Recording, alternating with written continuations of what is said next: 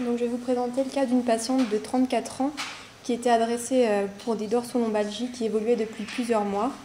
C'est une patiente qui a pour antécédent une pustulose palmoplantaire ancienne, qui présentait également depuis février 2009 une plaie cutanée de la jambe gauche.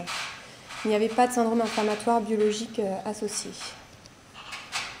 Donc voici ici les photos qui illustrent la pustulose palmoplantaire que présentait la patiente. Donc on a réalisé un scanner thoraco-abdominopelvien suivi d'une IRM panrachidienne. Donc ici sur le scanner, on peut voir d'une part sur les reconstructions sagittales du rachis une hyperostose, une condensation des vertèbres T4 et T5 associée à une irrégularité des plateaux vertébraux T4, T5 et du plateau vertébral inférieur de T5. Il y a également une condensation de la vertèbre L3. Donc on peut également voir sur les reconstructions axiales ainsi que les érosions. On avait également une atteinte de l'articulation entre le corps sternal et le processus xiphoïde avec une condensation et des érosions osseuses. Et enfin, une atteinte de l'articulation sacro-iliaque droite avec une ostéocondensation de toute l'aile iliaque droite, des érosions de l'articulation et une condensation de l'aileron sacré adjacent.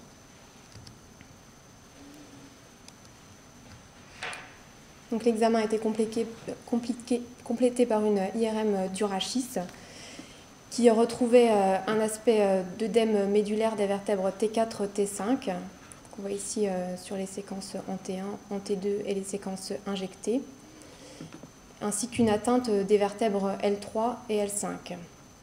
Donc on retrouve ici l'atteinte des vertèbres T4 avec une inflammation des parties molles périvertébrales. Ici, sur la séquence diffusion, on a un hypersignal de la vertèbre. Donc au total, on avait une spondylite T4-T5 associée à une discrète atteinte discale antérieure T4-T5, ainsi qu'une spondylite L3 et L5, avec inflammation des parties molles périvertébrales. Ici associée une atteinte de l'articulation entre le corps sternal et le processus xiphoïde et une atteinte de l'articulation sacro-iliaque droite. Donc l'ensemble était en faveur d'un syndrome SAPHO. Donc le syndrome SAPHO est un syndrome qui associe des atteintes du système ostéo-articulaire avec des manifestations cutanées. Les initiales correspondent aux principales manifestations du syndrome: synovite, acné, pustulose, hyperostose et ostéite. C'est un syndrome qui touche essentiellement l'adulte jeune et qui touche de même façon les hommes et les femmes. Différents critères diagnostiques existent. Donc, le diagnostic peut être posé devant une ostéomyélite multifocale stérile avec ou sans lésion cutanée, ou une atteinte articulaire aiguë ou chronique associée à des atteintes cutanées, ou une ostéite mono- ou polyostéotique stérile et atteinte cutanée. L'étiologie exacte n'est pas connue. Il y a des facteurs héréditaires qui sont incriminés dans la pathogenèse du SAPHO. Il y a également des hypothèses infectieuses avec l'hypothèse d'un agent bactérien peu virulent, en particulier le Propionobacterium acnes. L'autre hypothèse est une origine immunologique qui repose notamment sur la présence de l'antigène HLA B27 plus fréquent dans la population générale et l'association qui a été décrite à des pathologies intestinales inflammatoires. La pathogenèse du SAPHO est un infiltrat inflammatoire à granulocytes, neutrophiles et monocytes au niveau des secteurs atteints, de la peau, des os et de la synoviale. Donc, sur le plan clinique, il y a d'une part les manifestations cutanées avec la pustulose palmoplantaire qui est plus fréquente chez la femme et l'acné qui est plus fréquente chez l'homme et qui est une acné sévère de type fulminance ou conglobata. Les manifestations ostéo-articulaires sont des douleurs osseuses donc qui peuvent toucher le sternum, le bassin, le rachis et les genoux, chevilles et mandibules, avec limitation de la mobilité articulaire et éventuellement tuméfaction des parties molles. Il peut également s'associer une fièvre et un syndrome inflammatoire biologique modéré. Le diagnostic repose sur plusieurs critères. Donc, d'une part, la clinique, le bilan d'imagerie avec radiographie, scanner, IRM, qui retrouve les deux aspects principaux qui sont l'ostéite et l'hyperostose. La scintigraphie qui permet de chercher les lésions asymptomatiques et qui retrouve un aspect assez caractéristique au niveau des articulations sterno-costoclaviculaires, qui est l'aspect en corne de taureau. La biologie, qui peut retrouver un syndrome inflammatoire modéré. Et en cas de doute, une biopsie peut être réalisée qui retrouvera une infiltration lymphoplasmocytaire sans germe. Donc, je vais vous illustrer ici les atteintes principales qui sont les atteintes de la paroi thoracique et celle du rachis. Donc, l'atteinte de la paroi thoracique antérieure est l'atteinte la plus fréquente et la plus caractéristique du SAPHO.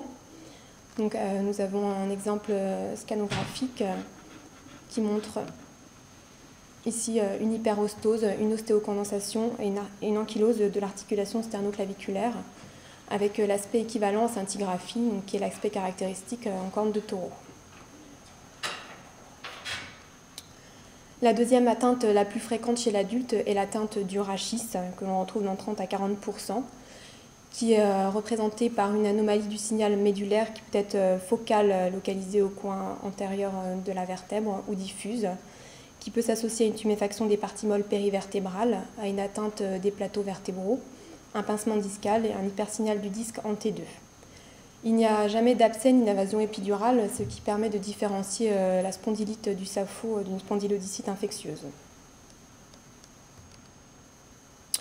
Je vais vous illustrer le SAPHO par deux cas que nous avions eu dans le service.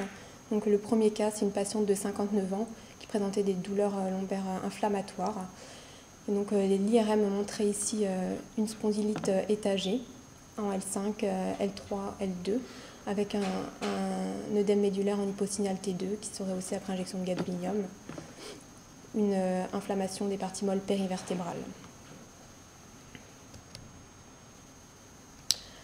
Une autre patiente du service qui présentait un syndrome SAPHO très évolué avec une atteinte de la mandibule que l'on retrouve ici avec une ostéocondensation mandibulaire, une atteinte évoluée du rachis avec une ossification du ligament interépineux, une fusion interépineuse et des spondylites étagées.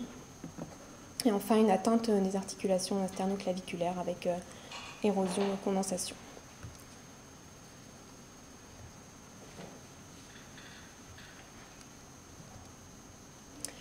Les principaux diagnostics différentiels du SAPHO sont devant les spondylites, la spondylodicite infectieuse. Au niveau des os longs, le diagnostic différentiel est l'ostéomyélite infectieuse. On peut également évoquer des tumeurs malignes, une maladie de Paget, des spondylarthropathies séronégatives ou des ostéomyélites chroniques récurrentes multifocales en fonction du tableau clinique. Le traitement est d'une part médical, il repose sur les anti-inflammatoires, les anti-TNF, le méthotrexate. D'autre part sur la rééducation, la kinésithérapie et rarement les indications chirurgicales. Donc en conclusion, le syndrome SAPHO est essentiellement marqué par une ostéite inflammatoire aseptique et le diagnostic correct permet d'éviter des biopsies osseuses, des traitements antibiotiques inutiles et permet d'éviter de retenir une étiologie tumorale.